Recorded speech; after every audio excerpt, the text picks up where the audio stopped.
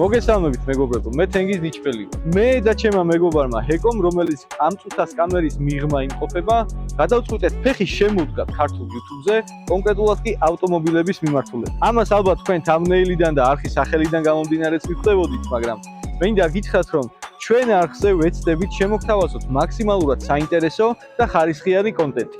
კონტენტი კი შეეხება, რა თქმა უნდა, მხოლოდ და მხოლოდ ავტომობილებს. ეხლა ბევრი რომ არ გავაგზავნოთ, ავტომოტივი წარმოგიდგენთ 2023 წლის Subaru BRZ-ის Limited.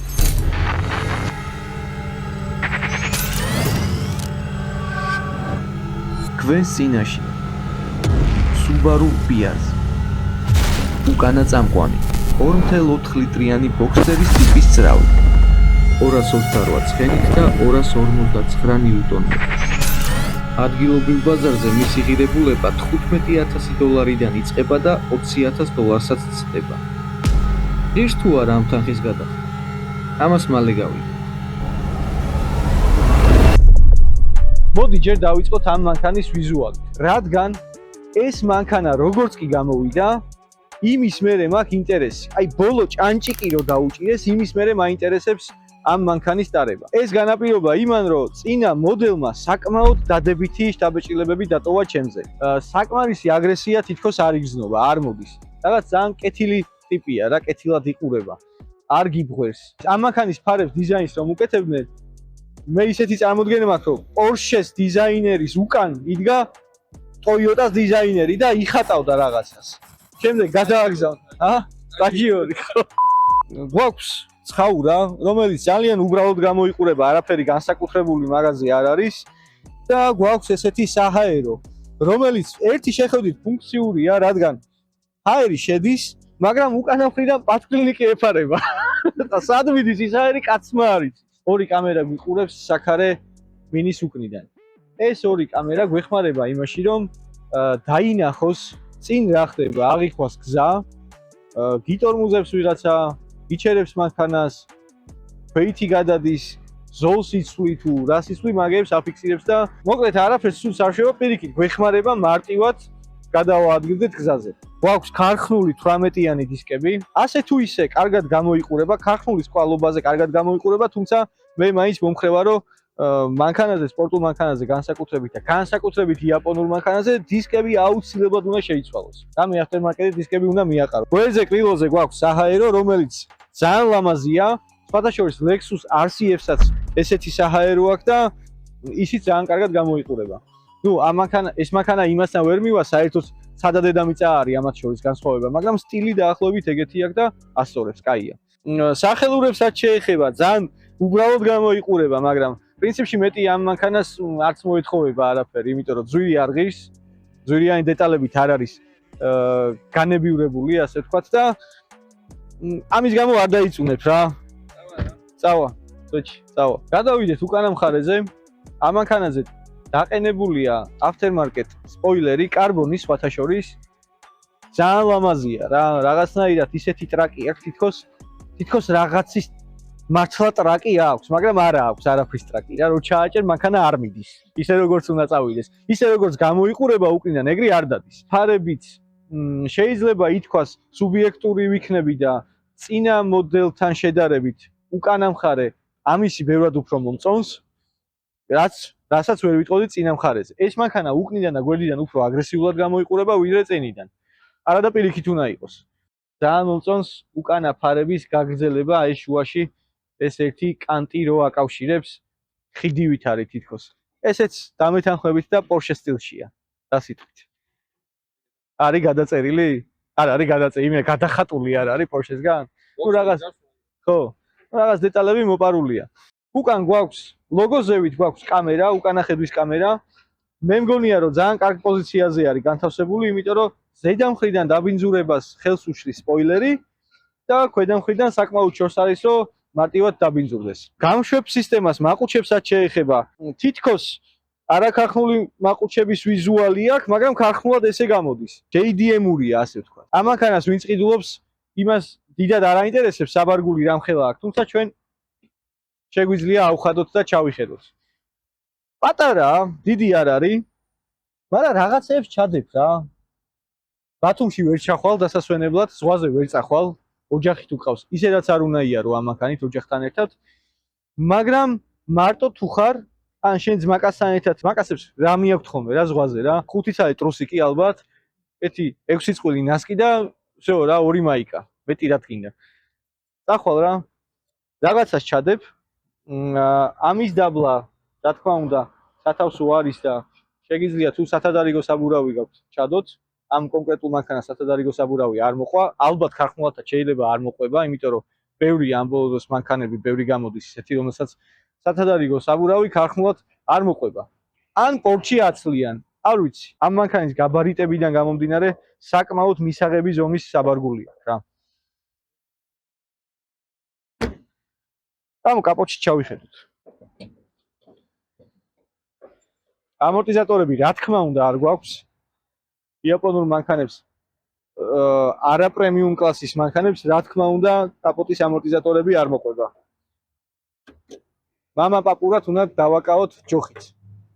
ვიღაცა რო გკითხავს რა, კაპოტი ავხადოთ, აბა ძრავში ჩავიხადოთო, არ შერცხვები ძმაო რა, ჩახედავ მაგარი ბრუტალური ვიდი აქვს რა. ვინ რა იცი შიგნით რამდენი ცხენი აქვს და რისი ტრაკი აქვს ამ ძრავს. მოდი დავაფაროთ და დანარჩენი დეტალები უკვე სალონიდან გავიაროთ. ჩავსხდეთ ჩვენს Subaru-ში. ერთი შეხედვით სალონიზე გამოიყურება ძალიან სპორტულად. სტარტ-სტოპი. VR-ის ანიმაცია, რომელიც საკმაოდ კარგად გამოიყურება, სოლიდურად გამოიყურება. აი, წავიდეთ. მე ამ მანქანის გარე ვიზუალით მოხიბლული ვარ. თუმცა შემიძლია ისიც ვთქვა, რომ შიგნიდან ბევრად უფრო აგრესიულად და სპორტულად გამოიყურება, ვიდრე გარედან. ეს სუდი ნამდვილად არ არის. კარგია. ამ მანქანას უყენია არაქარხმული დაკიდების სისტემა, რეგულირებადი დაკიდების სისტემა HKS-ის და მინდა გითხრათ, რომ სასწაულად კომფორტულია. კომფორტულში რას გულისხმობ, ეხლა რას მოვიაზრებ? კომფორტული ჩემთვის არის, ვიღაცას შეიძლება კომფორტული არ იყოს. რავი, Camry-დან რო გადმოხვალ და ამ მანქანაში ჩაჯდები, საერთოდ არ იქნება კომფორტული, მაგრამ მე მიყვარს ცოტა სიხისტე რა. სწორად გამიგებს ალბათ მაყურებელი, ვინც ავტომოყვარულია და უყვარს ავტოსპორტი, ის მიხვდება, რომ ხანდახან სიხისტეშიც არის კომფორტი რა. ძალიან სპორტულად გამოიყურება. აქ გვაქვს მოცურების საწინააღმდეგოების ჩართვა გამოთქვა. საჭე, მულტიმედია, საჭის ხმის დაწევა. აუცილებთ ცოტა ფანჯარას. ნამეტანი ხმაური შემოდის. ტახომეტრი სპორტულად გამოიყურება. მოდიფიცირება შეიძლება, იქ ყვითელი ხაზის აწევა არის შესაძლებელი. კიდევ შეგვიძლია ტრეკ მოუძე რო გადავიყვანთ. ეს 2000 გაგახსენდათ Honda.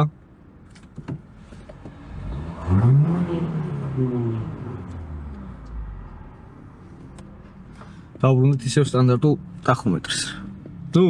ამის კომფორტი გვაქვს, რომ თუ მოგბეზდება ტახომეტრი შეგვიძლია შევცვალოთ.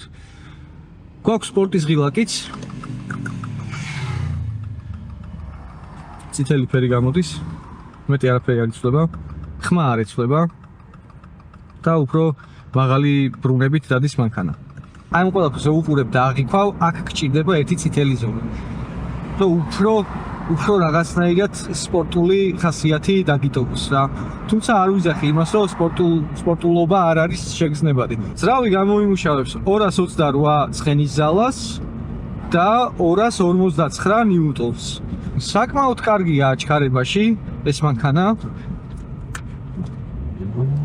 კარგად ჩქარდება 2 და 4-ის ყვალობაზე, ძალიან კარგად ჩქარდება რა. აი ეს წინა ორმა კამერამ აღიქვა რომ წინ მანქანა მიდიოდა და დაიწყო წრიპინი. დისტრონიკიც მუშაობს. საჭე საკმაოდ სპორტულია. ერთი რაღაცა ძალიან ცუდად ხდება უბრალოდ რა. ესეთ შეიძლება რომ საჭე იყურება მარცხნივ. ანუ სწორად კი არ გიჭირავს საჭე. მარცხენა ხელი უფრო წინ არის, ვიდრე მარჯვენა, რაღაც ესე გიჭირავს რა. ეს ცოტა ეხავს, მაგრამ ძალიან დიდი პრობლემაც არ არის პრინციპში. უბრალოდ საგრძნობია რა. დიდი პრობლემა არ არის, შეჩვევადია. ეს მანქანა მარტო მაგის გამო არ უნდა დაიწუნოს ადამიანმა. ხედავთ ალბათ მონაცემთა დაფაზე გამოტანილია საწვავის მოხმარების ციფრები. რამდენ საწვავს მოიხმარს ავტომობილი? ავტომობილი მოიხმარს 10 ლიტრს საწვავს 100 კილომეტრზე. ძალიან მაგარი წვა არის. ვისთვისაც წვა ერთ-ერთი მნიშვნელოვანი ამბავი არის, შეგიძლიათ გაითვალისწინოთ, რომ ტრასაზე არა, ხო, თან ქალაქში არის ეს მაჩვენებელი ქალაქში არის და ცუდი გზა არის. ცუდ გზაზე უხეში დაკიდების სისტემა მაინც და მაინც კარგი არ არის.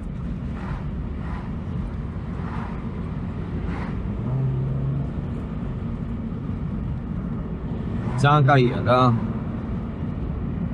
ეს მანქანა არ არის გათვლილი იმაზე, რომ BMW-ს M მოდელებს გაასწროს, ჩანაფიქრშიც არ ქონია Toyota-s ქარხანას, რომ M-ისთვის გაესწროთ. უბრალოდ ეს ისეთი მანქანა არის, რომელიც ემოციებს გაჩვენებს. კარგ ხასიათზე დაგაყენებს, გაგაბედნიერებს, რა ვიცი. სუბუქი სამართავია.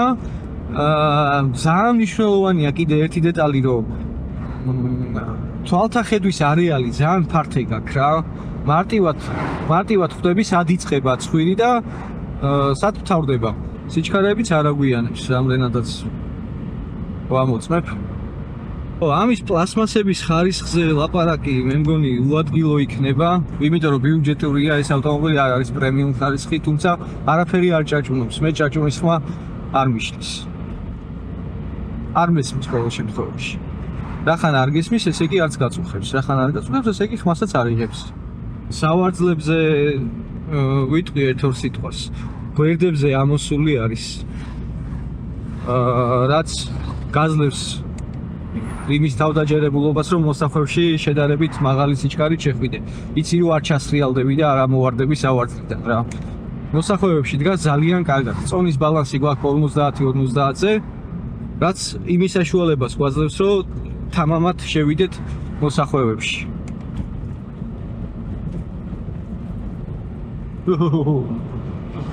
იღრინება. ნუ ეს ღრენა უფრო ლეკვის ღრენას გავს, მაგრამ მაინც საკმაოდ აგრესიულია რა.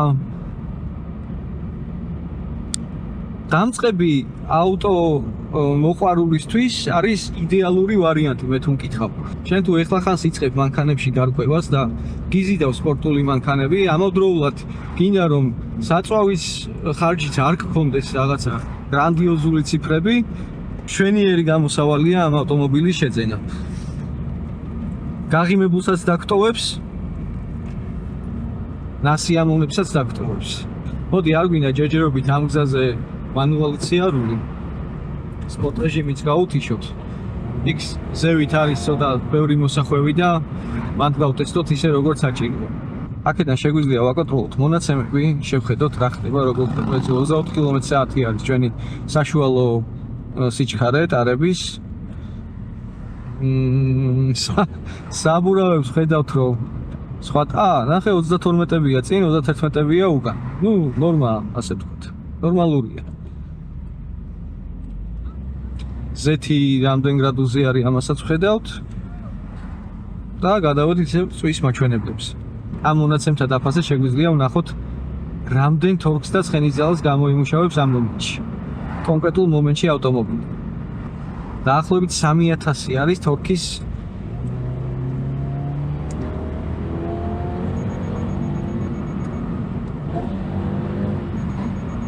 ჩვენ ვაჩქარდება. მე ცოტა ნელა ავაჩქარე.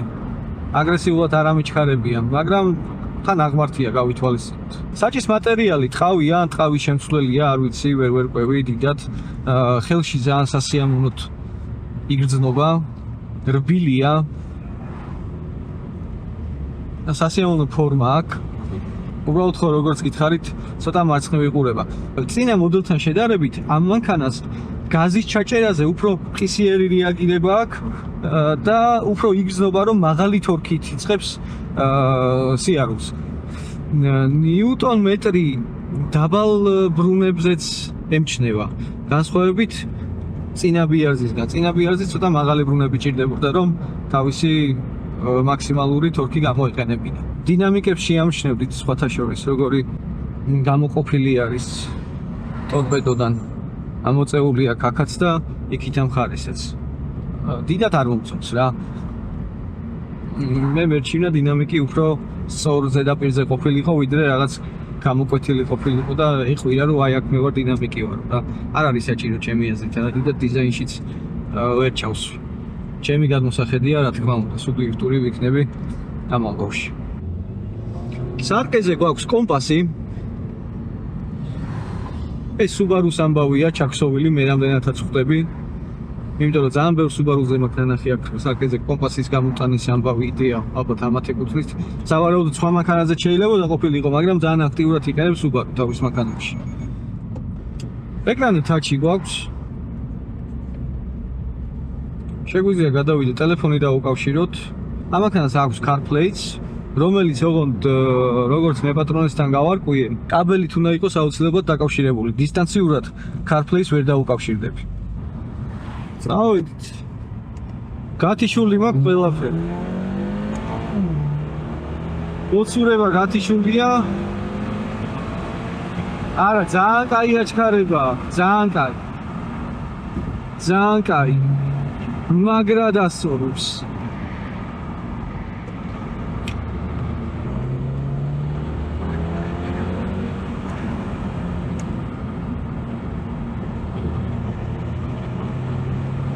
ფარები მაქვს ანთებული და თუ დააკვირდებით, ფარებიც უხვევს საბურავებთან ერთად.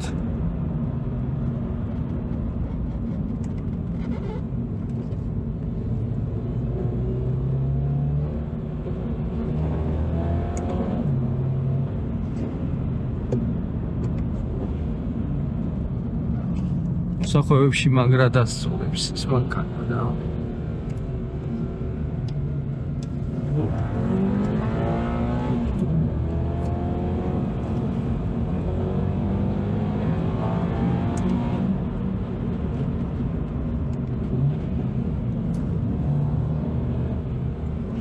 კარგად დგას, ძალიან კარგად დგას, სასიამოვნოა. ოჰ! ტარაზანოსი. მაგარია.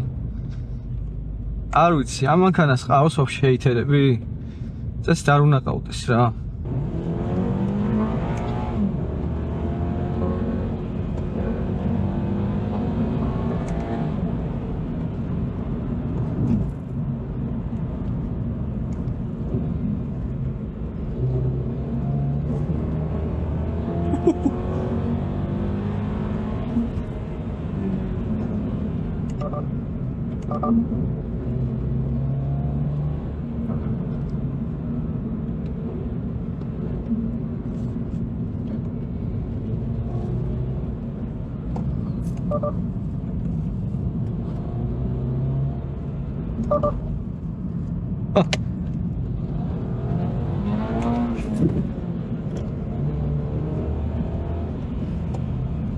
მაგრად ასწორებს.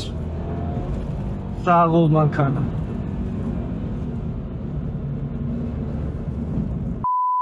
ცოტა დაგვიღამდა. რაღაცეები ისე ვერ გავთვალეთ, როგორც საჭირო იყო, მაგრამ არა უშავს. ვეცდებით სამომავლოდ გავითვალისწინოთ ხოლმე. ამ ბოლო დროს ძალიან მოდაშია შემოსული ციფრული მაჩვენებელთა დაფები. დიდად არ მივესალმები მე მაგ სიახლეს, მე მაინც ძველი მიჩემნია რა, მექანიკური მაჩვენებელთა დაფა ბევრად უფრო ესთეტიურად ჩემთან უფრო ახლოს არის, ვიდრე ახალი დიჯიტალ რაღაცები. აუ არა, ერთი სიამოვნება მანქანის დარება რა. მაგრად ასწორებს, აი მოსახვევებში განსაკუთრებით ასწორებს, იმიტომ რომ წონა ძალიან აი თითქმის იდეალურად, თითქმის არა იდეალურად არის დაბალანსებული, იმიტომ რომ ერთი სიამოვნება მოსახვევს ველოდებით, სწორი გზა არ მინდა რომ იყოს რა, მინდა რომ რაც შეიძლება ბევრი მოსახვევი იყოს. თან ეს სპორტული სავარძლები გიჭერს ისე რომ არ გადახვიდე ერთი მხარი და მეორე მხარეს არის რეალო გაჭედილი ხარ და ჩაჭედა აქედან ფერდებში გიჭერს რა. პატარ-პატარა მონაკვეთებში აჩქარება ფანტასტიკური აქვს ამ მანქანას. აქსელერაციის პირველი რამდენიმე წამი, 2 წამი, 3 შეიძლება 2.5, მაგრად ასწორებს. მე მაგრად ჩაქიმავს, მაგრად იჯვავს. მაგრამ ის პირველი 2 წამი იმდენად სასიამოვნოა, რომ იმას აღარ აქვს ყურადღებას, რომ მე ვეღარ აგრძელებს. ან მე რა ხდება? მიდის, ვეღარ მიდის მე, მაგრამ თავიდან მაგრად მიდის რა. გქონია რომ ყველაფერს გაასწრებს, მაგრამ ბოლოში იჯვავს. არა უშავს, არც ტურბო აქვს, არც კომპრესორი აქვს. ფანტასტიკურად მუშაობს. დაღმართის მანქანა. არა, კაია რა. აი მიატა, მაზდა მიატა, მაგრამ მაინტერესებს. ალბათ MX-საც მოვიყვანთ ამ გადაცემაში, გავტესტავ და ძალიან საინტერესო იქნება ამ ორი მანქანის ერთმანეთთან შედარება. რა ზგონია რომ ერთი კატეგორიის მანქანებია რა. თავისი ცხენი ძალებიდან გამომდინარე და ზოგოს წონიდან გამომდინარე. MX-5 მე რამდენადაც მოძებნე ინფორმაცია 1000 კილოგრამს იწონის, ეს 1300 კილოა, ეს კუზაო და არ არის ბევრი, ანუ ბევრია, უფრო ნაკლები შეიძლებოდა ალბათ, მაგრამ ძრავი მაინც ერევა რა. 1300 კილოს ძალიან კარგად ერევა.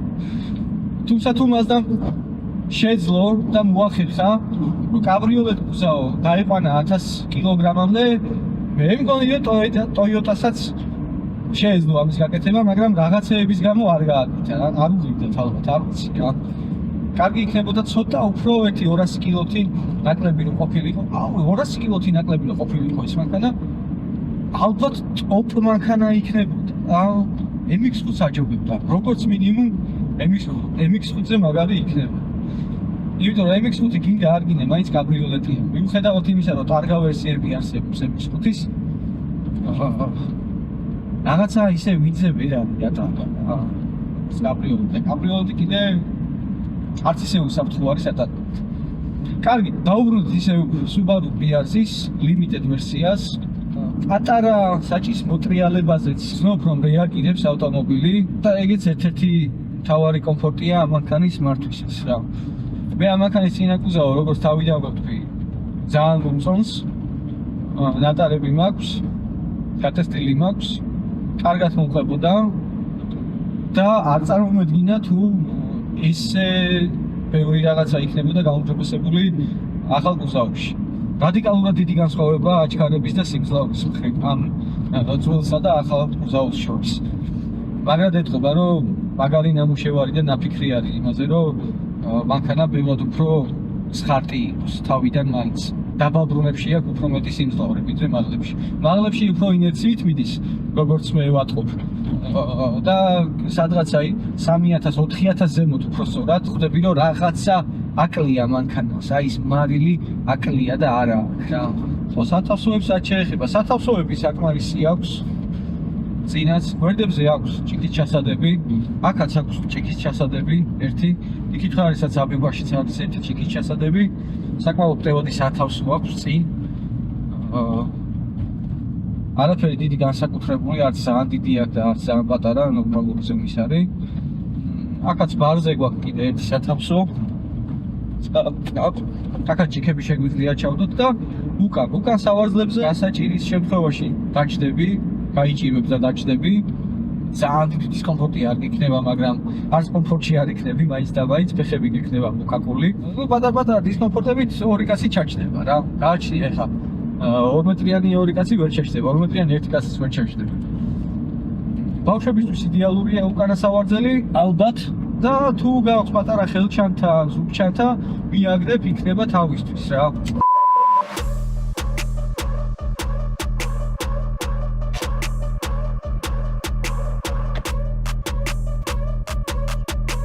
აი, რო შევაჯამოთ ჩვენი დღევანდელი ტესტ დრაივი. ავტომობილი არის დასავლი მანქანა, მით უმეტეს იმათვის, ვინც ეხლა იწყებს ნელ-ნელა სპორტულ ავტომობილებთან შეგუებას, დამწყები არის, სტუდენტია, ახალგაზრდა, არ აქვს მნიშვნელობა.